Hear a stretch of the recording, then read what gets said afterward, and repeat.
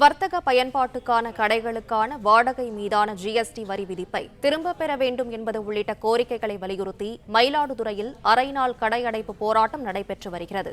கூடுதல் விவரங்களை செய்தியாளர் ராஜ்குமார் வழங்க கேட்கலாம். ராஜ்குமார், வணக்கம். அங்கு நடைபெற்று வரும் போராட்டம் குறித்து சொல்லுங்க. வணக்கம். மத்திய மாநில அரசுகளின் வணிக விரோத போக்கை கண்டித்து மயிலாடுதுறை நகர்ல இன்று சேம்பர் ஆஃப் காமர்ஸ், தமிழ்நாடு வணிகர் சங்கங்களோட பேரவை மற்றும் தமிழ்நாடு வணிகர் சங்கங்களின் பேரமைப்பு சார்பில் வணிகர்கள் அரை நாள் கடையடைப்பு போராட்டத்தில் ஈடுபட்டிருக்காங்க.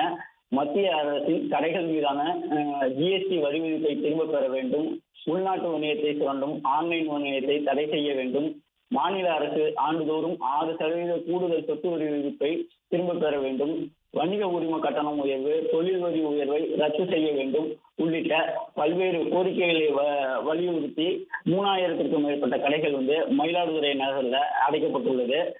இன்று காலை 6 மணி முதல் மதியம் 1 மணி வரை கடைகளை அடைத்துள்ள வணிகர்கள் கோரிக்கைகளை வலியுறுத்தி காலை 11 மணி அளவுல விஜயா திரையரங்கம் சாலையில கவன ஈர்ப்பு போராட்டத்தில் ஈடுபட உள்ளாங்க. தொடர்ந்து மாவட்ட ஆட்சியர் அலுவலகத்தில் மாவட்ட ஆட்சியர் மகாபாரதியிடம் கோரிக்கை மனுவை அளிக்க உள்ளனர்.